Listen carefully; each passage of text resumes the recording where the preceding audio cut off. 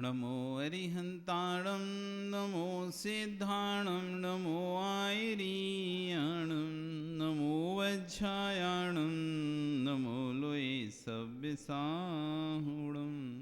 बोलिए अनंत अनंत से परमेष्टि भगवान की, आदिरम आदिनाथ भगवान की, वर्तमान शासन महावीर भगवान की, आचार्य श्री 108 बादिराज सूरी महाराज की, आचार्य विशुद्ध सागर जी महाराज जी की, अहिंसा में विश्व धर्म की।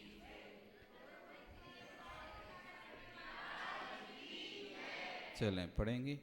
एक ही भावं गति विमया या स्वयं कर्म बंधो घोरम दुखम भव भवगतो दुर्निवारा करोति तस्याप्यस्य तयि जिनरवि भक्तिरुन्मुक्त चेत जेतुम शक्यो भवति न तया को परस्ताप हेतु ज्योतिरूपं दुरितनिवह ध्वान्त विध्वंस हेतु त्वामेवाहुर्जिनवरचिरं तत्त्वविद्याभियुक्ता चेतो वासे भवसि च मम स्फारमुद्भासमान तस्मिन्नाह कथितमो वस्तुतो वस्तुमीष्टे आनन्द्राशु स्नपितवदनं गदगदं चाभिजल्पन् यस्याएतत्तैर्दिणमनः तस्यावेस्तदपि च सुशिरं देहबल्मीकमध्यान् निष्कासन्ते विविधविस्मं व्याध्या काद्रविह प्रागेवेह त्रिदिवभवना देशदा भव्यपुण्यात् पृथ्वी चक्रं कनकमयता देवनिन्ने त्वयेदं ध्यानद्वारं मम रुचिकरं स्वान्तिगेहं प्रविष्ट तत्किमचित्रं जिनवपुरिदं यश्वर्णीकरोषि लोकशैकस्तमसि भगवन् निर्निमित्तेन बन्धुस् त्वय्येवासौ सकलविषया शक्तिरप्रत्यनीका भक्तिस्पीतां चिरमदिवसन् मामिकां चित्तशय्यां मय्युत्पन्नं कथमिव ततः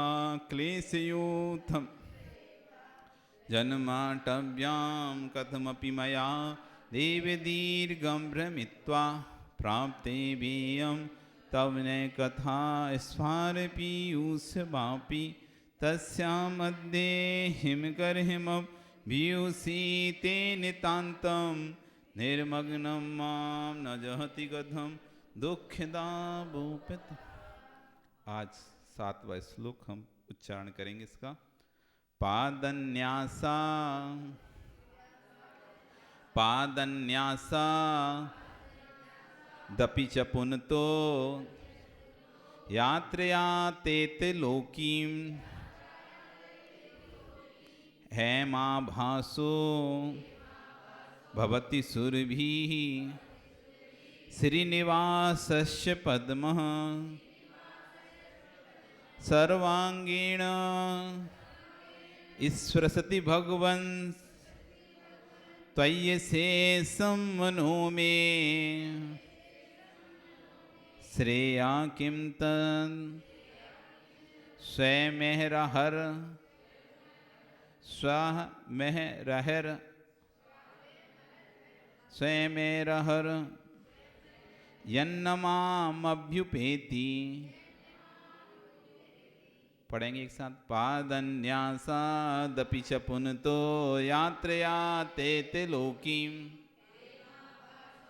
भवति सुरभिः श्रीनिवासस्य पद्मा सर्वांगीण स्वसति भगवन् त्वय्यशेषं मनो मे श्रेया किं तत् स्वमेरहर यन्नमामभ्युपेति। यहाँ पर बहुत अच्छी बात कह रहे हैं। पादन्यासा, पाद के न्यास से, पादों के स्पर्श से, भगवान के चरण का स्पर्श होते ही यात्रा ते त्रिलोकी, हे त्रिलोकीनाथ, हे तीन लोक के नाथ, आपकी यात्रा के समय भगवान भी विहार करते हैं। केवल ज्ञान के बाद भी विहार होता है। जब केवल ज्ञान हो जाता है, संशरण लग जाता है, तो संशरण जितने दिन भक्तों का नियोग रहता है, जीवों का नियोग रहता है, उस स्थान का नियोग रहता है, पुण्य रहता है, तब तक भगवान रुकते हैं। भगवान की कोई भी क्रिया इच्छा से युक्त नहीं होती, अनिच्छा से युक्त होती है। मन से कोई भी क्रिया नहीं करते मुझे इतने दिन यहाँ पर रुकना है। जैसे हम सोचते हैं कि हमको जनवरी तक रुकना है, ये सोच ली, किससे सोच ली? मन से, इसलिए रुके हुए हैं। लेकिन भगवान को ये विषय नहीं रहता सोचने का, मुझे यहाँ इतने दिन रुकना है। उनका तो जितने दिन वहाँ के जीवों का पुण्य का नियोग रहता है, उतने दिन भगवान का संरक्षण वहाँ लगता है। एक ही जगह पर 16 बार संरक्षण आता है। नैनागिरी भगवान पार्श्वनाथ का 16 बार संरक्षण आया। राजगिरी विपुलाचल पर महावीर भगवान का बार संरक्षण आया। आप कह सकते हो अरे भगवान को पता नहीं राग होगा, राजगिरी से राग होगा, नैना पर से राग होगा, तो वहीं पहुंच जाते वहीं। नहीं, ये भक्तों का पुण्य था, उस धरा का पुण्य था जो उनको वहां पर खींच के लाए। नियोग होते हैं हर चीज के जगत में, नियोग होते नरेश जी। किस व्यक्ति के नियोग से कौन व्यक्ति कहां पर पहुंच जाए पता नहीं रहता। शादी हो गई आपकी नरेश जी? शादी हो गई क्या? कहां से हुई? कहां से हुई? कहां है आपका? कलकत्ता। कलकत्ता से शादी।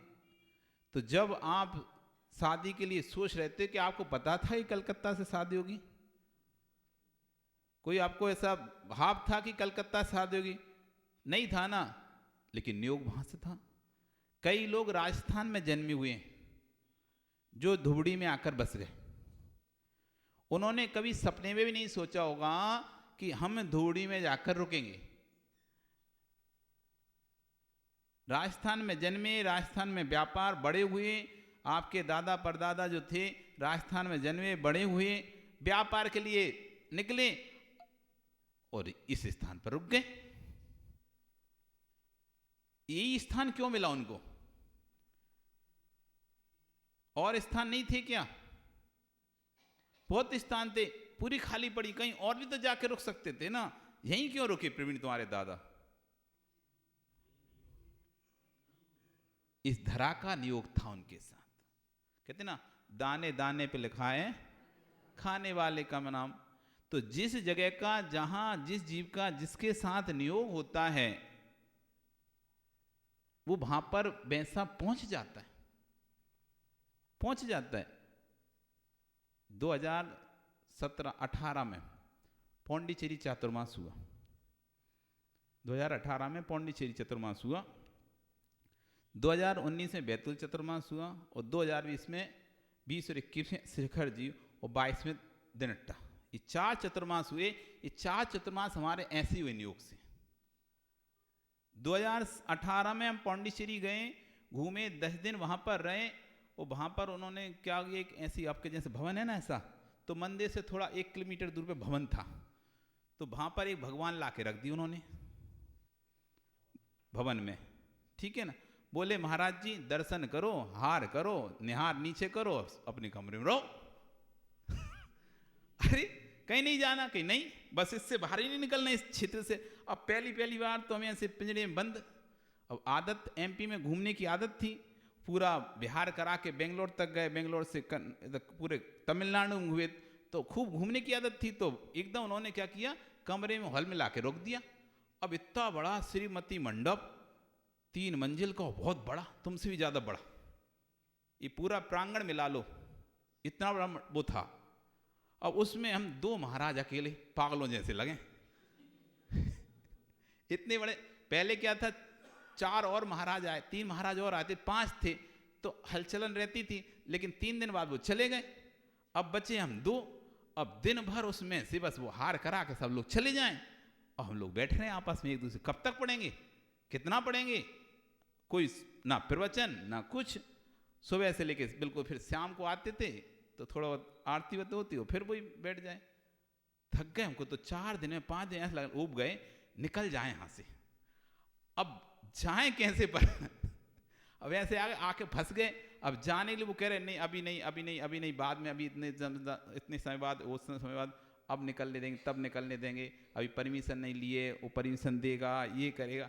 अब बड़ी परेशानी, अब आ तो गए, अब जाने के लिए परमिशन चाहिए, जब तक वो परमिशन ना मिले तो निकल ना पाए हम।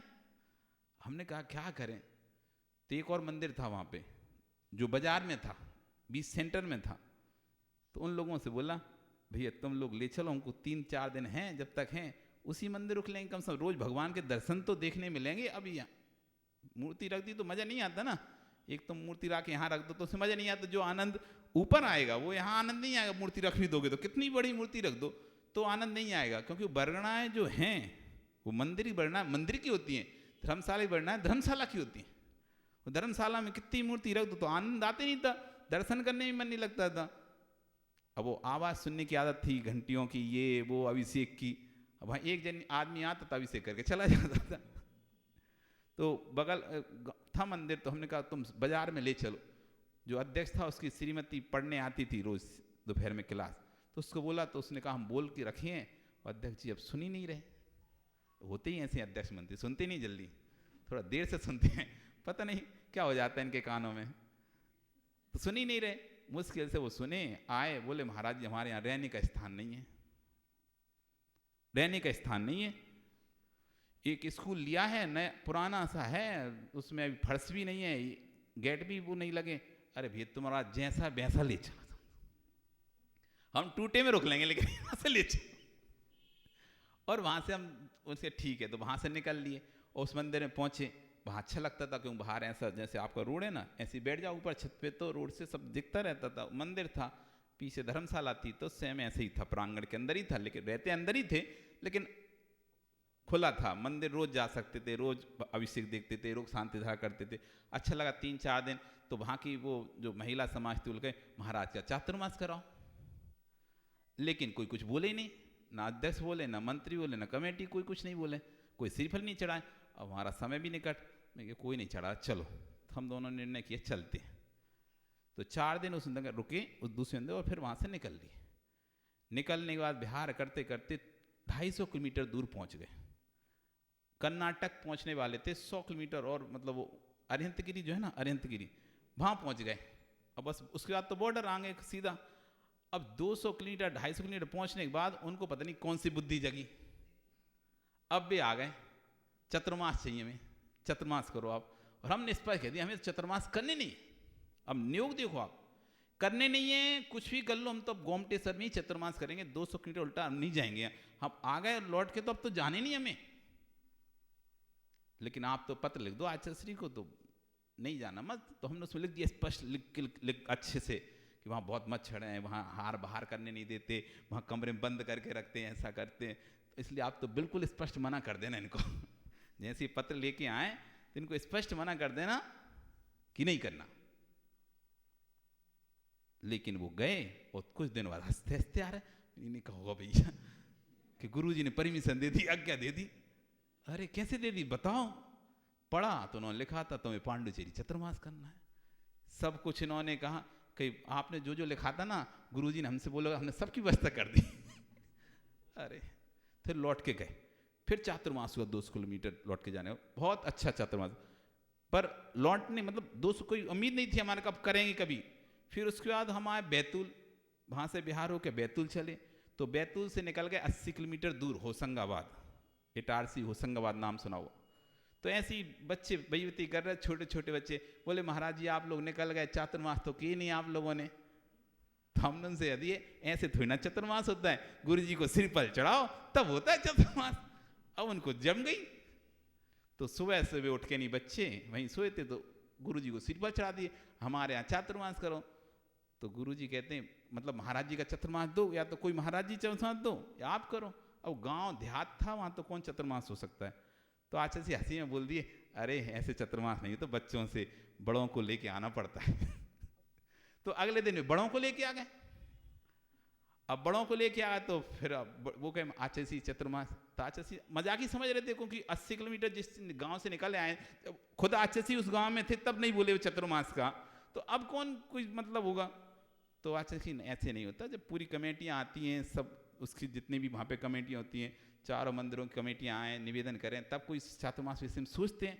अब उन्हें फिर जम गई, अगले दिन 4 मंदिर कमेटियों को लेके आ गए। अब तो ऐसे ये बात बिगड़ गई। अब बोले तुमसे बताओ चातुर्मास की बोला कौन है? कौन ने चातुर्मास की तुमको बोल दिया? तो बोले कि एक नाम लिया अनुपम सागर जी, उनको। तो वो बोले, उनको बुलाया, तुमने चातुर्मास का बोलो, करो चातुर्मास। बोलते भाई हमने बोले नहीं है, अरजी सागर बोले थे कि चातुर्मास कर लो, चातुर्मास कर लो। तो आचार्य जी हमको बुलाए, क्यों तुम चातुर्मास का बोले थे क्या? हम तो मजाक करते आचार्य जी, ऐसे थोड़ी कोई चातुर्मास। नहीं, अब तो जाना ही पड़ेगा। वो गांव में जहां पर बोली भी चालू होती थी तो 11 रुपए से चालू होती शांति धारा की बोली। अब उसमें चातुर्मास करना था, उसमें चातुर्मास करना था। अब आचार्य के नहीं, साधु के वचन होते हैं, तुमने बजांग में बोला चाहे कैसे ही बोला, अब जाओ करो चातुर्मास। तो वो भी चातुर्मास ऐसे हो गया अचानक में, सोचे नहीं थे। फिर शिखर जी आए, शिखर जी आए तो सोचा था कि यहां करेंगे चातुर्मास, वहां करेंगे, अचानक कोरोना आ गया। तो सारे जो प्लान थे सब धरे रह गए। अब चौथी फिर तो गुरुजी आ गए, तो गुरुजी साथ चातुर्मास हो गया।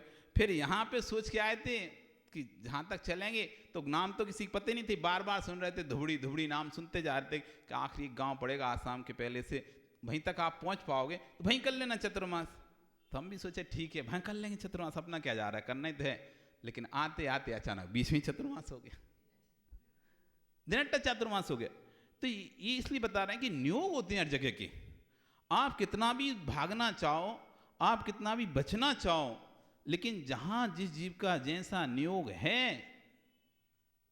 वहां पर वो व्यक्ति पहुंच जाएगा, उसका वहां पर स्थान मिल जाएगा उसे, कितना भी कोई कुछ भी करता रहे। ऐसे भगवान का नियोग होता है, नियोग। उनकी मन से कोई क्रिया नहीं हो रही, तब भी पुण्यात्माओं के पुण्य का नियोग वहां पर इकट्ठा होता है। उस भूमि का, उस स्थान का, उस स्थान पर रहने वाले जीवों का, एक इंद्री से लेकर 5 इंद्री तक प्रत्येक जीव का पुण्य वहां पर नियोग आता है उदय में। तब जाकर भगवान का विहार, भगवान का संरक्षण स्थान पर होता है, या तो उस स्थान के लिए विहार होता है। तो यात्रा के समय, हे भगवान, जब यात्रा के समय आपका विहार चल रहा था, जब भगवान का विहार होता है तो उनके चरणों के नीचे कमलों की रचना हो जाती है। किसकी रचना हो जाती है? कमलों की रचना हो जाती है।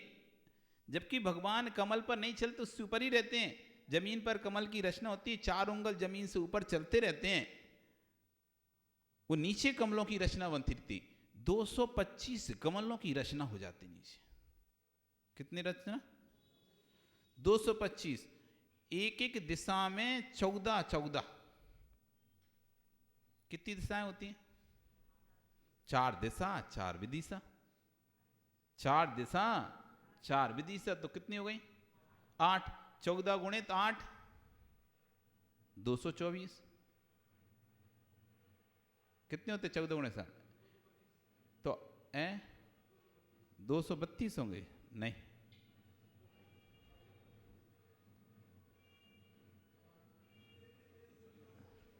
14 नहीं, 28 लो, 28 गुणित 8 करो, कितने होंगे? 225, 224 होंगे। देखो 28 गुणित 8, दिशा विदिशाएं प्रतिविदिशाएं, मतलब 14 14 16 लो, 16 गुणित 14 करो, 8 दिशा 8 विदिशा, फिर और प्रतिविदिशा 8 प्रतिविदिशा, तो 16 हो गई। एक दिशा में 14, तो 16 दिशाओं में कितने हो गए? 14 गुणित 16 224 होंगे क्या? 14 गुणित 16 224 हो जाएंगे ना। और एक सेंटर में, एक दिशा, जैसे आप चक्र बनाते हो ना, पीछे आरा बनाते हो, ऐसी ऐसी ऐसी ऐसी, पहले 4 बनाए, फिर 4 में से 8 बनाए, फिर 8 के 16 बना देते हो, तो पूरा पूरा वो गोला भर जाता नहीं? भर जाता, पूरा गोला भर गया। ऐसी कमल इस तरह से बनते हैं पूरा गोला स्थान, कहीं भी कोई स्थान खाली ना रहे। भगवान का विहार किस दिशा में होगा नहीं पता ना, इधर हो सकता है, इधर हो सकता है, कहीं भी हो सकता है, किसी दिशा की ओर व्यवहार कर सकते हैं। तो हर दिशा में कमलों की रचना बनी हुई है। तो 16 जगह रचना है 14-14 कमलों की, तो 224 कमल और एक सेंटर में, बीच में 225 कमल। भगवान कभी ऐसे नहीं चलते जैसे हम चलते हैं ना, ऐसे नहीं चलते। वो तो बस खड़े रहते हैं, अपने आप सीधा चलते रहते हैं। जैसे स्केलेटर होता है ना, आप खड़े हो गए एक सीढ़ी पर, बस आप खड़े हो और चले जाओगे। एयरपोर्ट आदि पे रहती है ना, आपको बस क्या होना पड़ता है, खड़ा होना पड़ता है, अपने आप चलती जाएगी, वो अपने आप चलती जाएगी।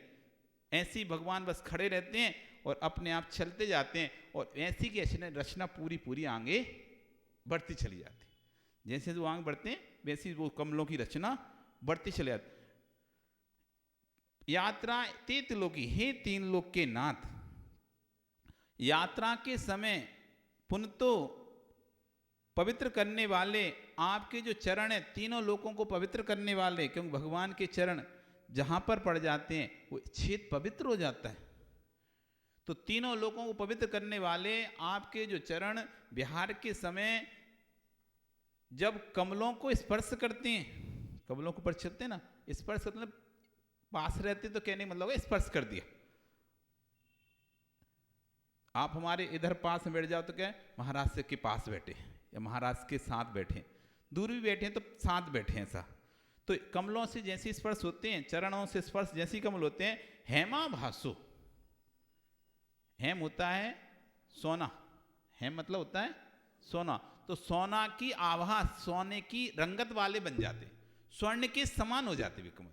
कैसे हो जाते हैं, स्वर्ण कमल कहते हैं ना, स्वर्ण कमल की रचना की गई, स्वर्ण कमल की रचना होती है भगवान। स्वर्ण कमल रचना तो सामान्य कमल की, मतलब यहां कह रहे हैं कि आपके चरणों के स्पर्श से सामान्य कमल भी स्वर्ण के कमल बन जाते हैं, सुरभि और सुगंधित हो जाते हैं, खुशबू देने लगते हैं। श्रीनिवास से पद्मा, और लक्ष्मी के निवास स्थान बन जाते हैं। कौन, कमल। जिन कमलों के ऊपर से आप विहार कर जाते हो वे सारे कमल कैसे हो जाते हैं, स्वर्णमयी हो जाते हैं, सुरभि यानी सुगंधि के स्थान, सुगंधित हो जाते हैं और लक्ष्मी के निवास स्थान बन जाते हैं। किस कारण से, आपके चरणों के स्पर्श मात्र से। अब कितना प्रभाव है चरणों का, चरणों के स्पर्श मात्र से। तो फिर क्या, सर्वांगेण स्पृशति भगवन, हे भगवान फिर तो आप मेरे अंदर, भगवान को आपने आह्वान करके अंदर विराजमान किया है, तो आप मेरे अंदर सर्वांग रूप से स्पर्शित हो रहे हैं। वे कमल तो सिर्फ आपके पैरों की धूल से स्पर्शित हो रहे थे, लेकिन आप मेरे अंदर में विराजमान है सर्वांग से, और आपका सर्वांग मुझसे पूरी तरह से स्पर्शित हो रहा है। सर्वांगेण स्पृशति भगवन, हे भगवान आपका अंग सर्वांग से स्पर्शित हो रहा है मुझसे। मनो में आप मेरे मन में विराजमान हैं और आप सर्वांग से मेरे पूरे हृदय में स्पर्शित हो रहे हैं, यानी उनका पूरा शरीर मेरे हृदय से स्पर्शित हो रहा है। सेया किम तत् स्वयं रहर यन नमाम अभ्युपेति, अब कौन सा ऐसा कल्याण है जो मुझे प्रतिदिन प्राप्त नहीं होगा। जब पैरों की स्पर्श मात्र करने से उन पुष्पों को स्वर्ण के समान आभा प्राप्त हो जाती है, सुगंधि प्राप्त हो जाती है, श्री के निवास स्थान बन जाते हैं, फिर तो आप मेरे मन में विराजमान हैं। तो मेरा शरीर यदि स्वर्ण में ही हो जाए, इसमें कौन सा आश्चर्य है। मेरा शरीर स्वर्ण में ही हो जाए अथवा मुझे हर दिन कोई नया नया कल्याण होता रहे मेरा, इसमें कोई आश्चर्य नहीं है, क्योंकि आपका प्रभाव ही इस प्रकार का है। जब चरणों के स्पर्श होने से जिस व्यक्ति के सिर पर हाथ रखने से उसका काम हो जाता है, और जो व्यक्ति उन्हीं के लिए समर्पित हो गया उसका काम क्यों नहीं होगा। जब हाथ रखने से काम हो रहा है, हाथ रखने से के लिए काम हो रहा है, मात्र हाथ रखता है और काम हो जाता है, और कोई व्यक्ति उनके लिए ही समर्पित हो जाए, तो फिर उसका काम होगा कि नहीं होगा। अवश्य ही होगा, बिल्कुल होगा। हाँ नरेश जी, जब एक गरीब को, एक दुखी व्यक्ति को आप देख नहीं सकते, राह चलते किसी दुखी व्यक्ति को आप जब मदद कर देते हो पन्नालाल जी, किसी दुखी व्यक्ति की आप मदद करते हो, राह चलते, फिर घर में किसको दुखी कैसे देख सकते हो आप? आपके अंदर इतनी दया है कि आप किसी एक जीव को भी तड़पते या दुखी रोते नहीं देख सकते, तुरंत आप उसकी मदद कर देते हो। फिर हम आपसे प्रश्न कर रहे हैं, फिर घर में आप घर के सदस्यों को दुखी कैसे देख सकते हो? जो व्यक्ति इतनी दयावान है, इतनी दयावान है, अजनबी जीवों का जो ध्यान रखता हो, तो क्या वह अपने जान पहचान वालों का ध्यान नहीं रखेगा? क्या वो अपने जो अजनबी का ध्यान रखता हो, जो अजनबी की मदद कर देता हो, जो अजनबी की विकास, जो अजनबी की मदद कर रहा हो, तो क्या अपने घर के लोगों की मदद नहीं करेगा? क्या अवश्य करता है, करता ही है मदद। क्योंकि जब हम अजनबी की मदद कर देते हैं तो घर के लोग मदद तो करते हैं। तो जब आपके चरण कमलों पे स्पर्श होते तो हैं, तो कमल जब सोने के बन जाते हैं, फिर तो आप मेरे हृदय में विराजमान हैं और पूरा सर्वांग आपका मुझसे स्पर्शित हो रहा है। तो मेरा शरीर स्वर्ण में ही हो जाए, इसमें कौन सा आश्चर्य है? अथवा मेरे हाथ से कोई से ऐसा कल्याण नहीं जो नहीं हो सकता। मैं सबके सारे कल्याण, सारी चीजें मुझे प्राप्त हो सकती हैं, इसमें कोई शंका नहीं। ये है भक्ति, ये है भक्ति। अब हम पूरी तरह से आपको अपने हृदय में बिसाए चुके हैं। जो हृदय में नहीं बिसाया, जब उसका कल्याण हो रहा है, तो जो हृदय में बसा चुका हो उसका कल्याण क्यों नहीं होगा? अर्थात अवश्य होगा। इसलिए पूर्ण भक्ति के साथ हृदय में बसाना चाहिए, पूर्ण भक्ति के साथ हृदय में बसाना चाहिए, तब जाके कल्याण होगा। ये है श्रद्धा, ये है आस्था, यही है सच्चा सम्यक दर्शन। यही है श्रद्धा, यही है आस्था, इसी का नाम है सम्यक दर्शन।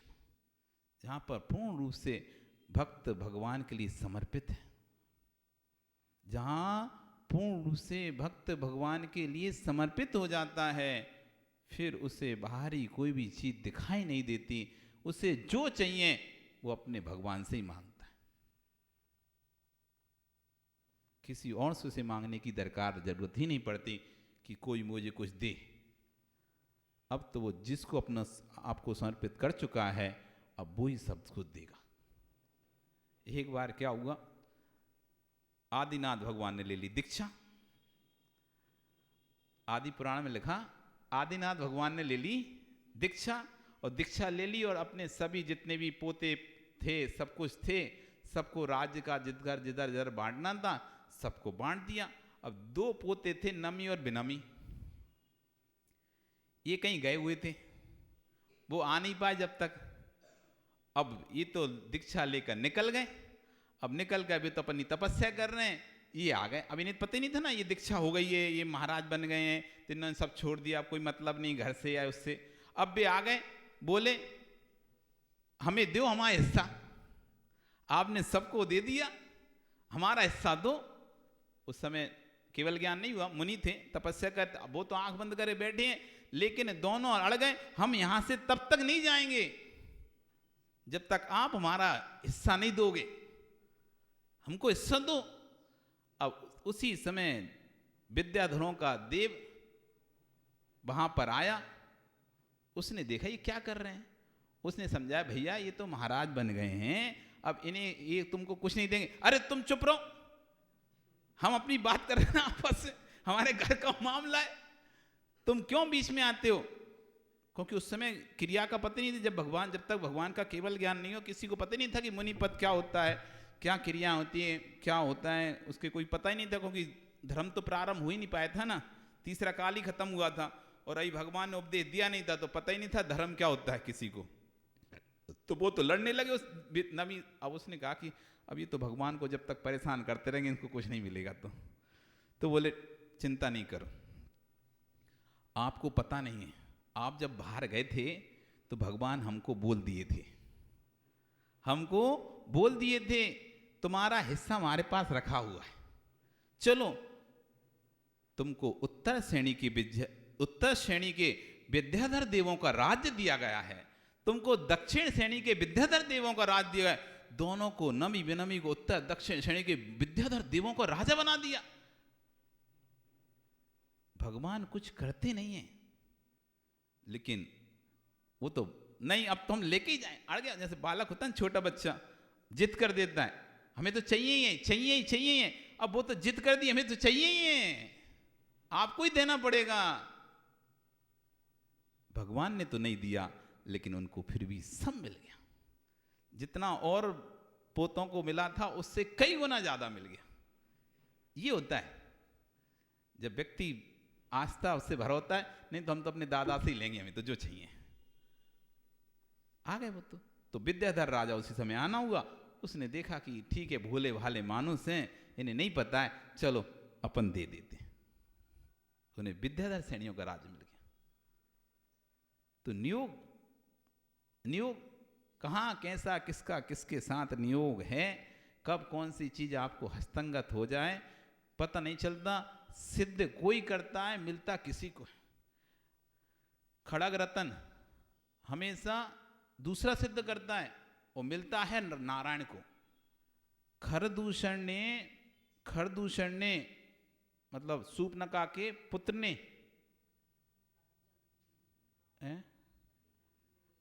सूपनका के पुत्र ने खड़ग सिद्ध किया था।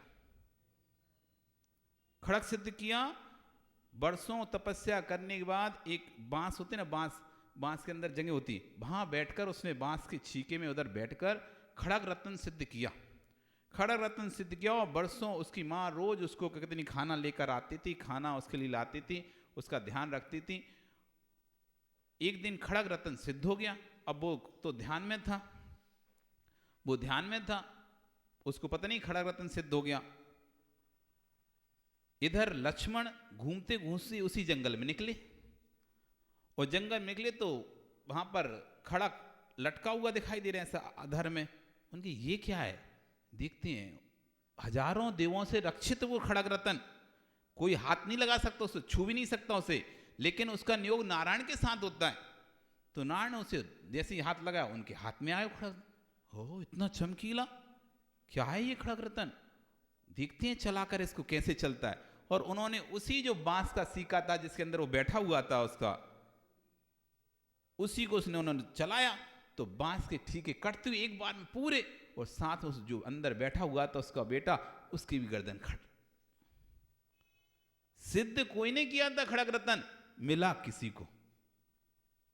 सिद्ध किसी ने किया था, मिला किसी को।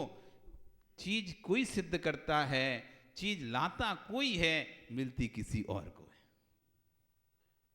ये नियोग है, इन्हें टाला नहीं जा सकता। नियोग होते हैं कुछ चीजों, टाले नहीं जा सकते जिन्हें। कोई सिद्ध करता है, कोई उसको भोगता है। इसलिए जीवन में जब भी कोई चीज का वियोग हो तो दुखी मत हो, उसका नियोग इतना ही था। किसी चीज का संयोग हो तो ज्यादा खुशी नहीं हो। मेरे साथ नियोग था, मेरे साथ नियोग था तो मुझको मिला है, मेरा इसका साथ वियोग था तो चला गया। जितने दिन का जिस चीज का जहां पर जैसा नियोग है, संबंध है, वहां पर वैसे जीव अपने आप आकर जुड़ जाते। आपका हमारे साथ नियोग है, इसलिए आप लोग यहां पर बैठे हो सुन रहे, नहीं तो व्यापार कर रहे होते। ऐसा तो नहीं व्यापार बंद करके आए, व्यापार चल ही रहा है, कोई बाजार बंद हो इसलिए बैठे, ऐसा कोई तो कारण है नहीं है कि बाजार बंद था इसलिए आप लोग यहाँ बैठे हो, या घर में काम नहीं था इसलिए यहाँ बैठे हो। घर में काम होने पर भी, व्यापार चलने पर भी, तब भी आप यहाँ बैठे हो, ये आपका हमारा नियोग है। आचार्य रविसेन स्वामी पद्म पुराण जी में प्रश्न किया कि किसी को देखकर गुस्सा आता है, किसी को देखकर स्नेह आता है, क्या कारण है?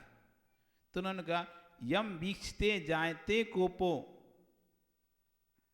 यम वीक्षते जायते को दृष्टम कारण विवर्जितम।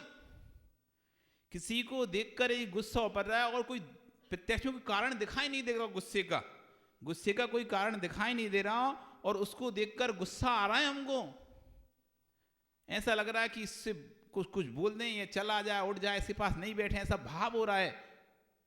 सा निश्चित वियोगो सा रिपु पर भव का, ये नियम से तुम्हारे पूर्व भव का कोई रिपु है, शत्रु है, जिसके कारण से तुम्हारे परिणाम खराब हो रहे हैं। यम दूसरी गाथा बोले, यम वीक्षते जायते चित्तम मनसा से प्रसन्नते, जिसको देखकर मन प्रसन्न हो जाए, आह्लाद हो जाए, चित्त खिल जाए, आंखें कमल की तरह खिल जाएं, और जिससे बात करने की इच्छा हो, जिसके पास बैठने का मन हो, जो बोलता रहे और हम सुनते रहे, ऐसे भाव आ रहे हैं।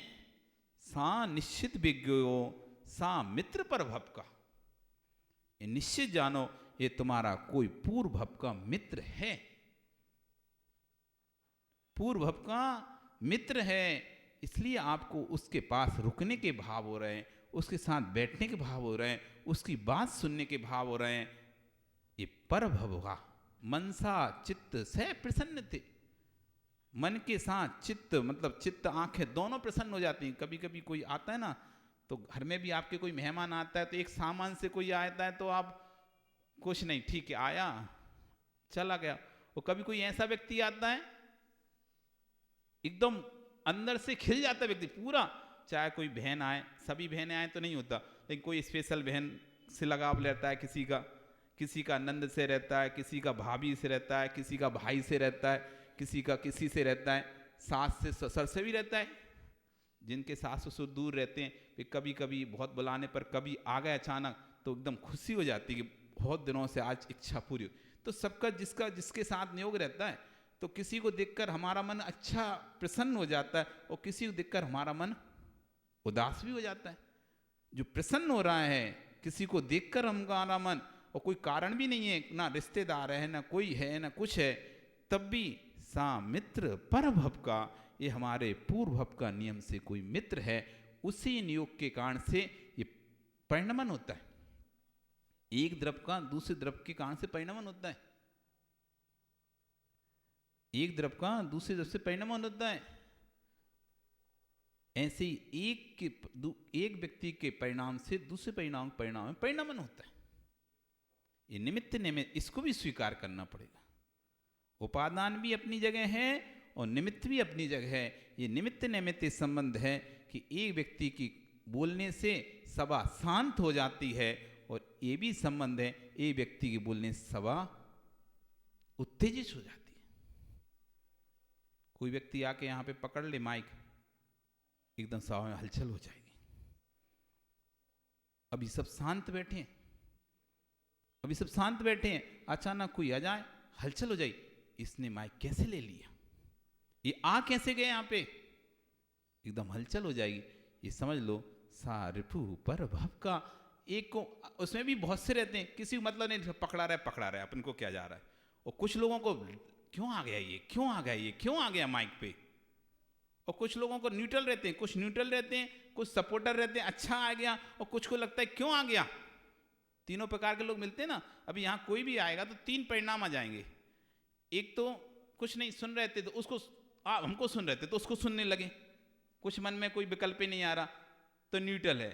एक को आएगा ये क्यों आ गया, एक को आएगा ठीक है अच्छा ये आ गया। अब तो तीनों प्रकार परिणाम, तो जिसके अंदर आ रहे हैं कि क्यों आ गया, सा रिपु पर भव का। जिसके अंदर अच्छा आ गया, सा मित्र पर भव का। जो न्यूट्रल है, ना रिपु ना मित्र। आपका समय, कल फिर आओगे तो कल फिर आना, फिर हम और चर्चा करेंगे। बोली भगवान महावीर स्वामी की जिनवाणी स्तुति। जा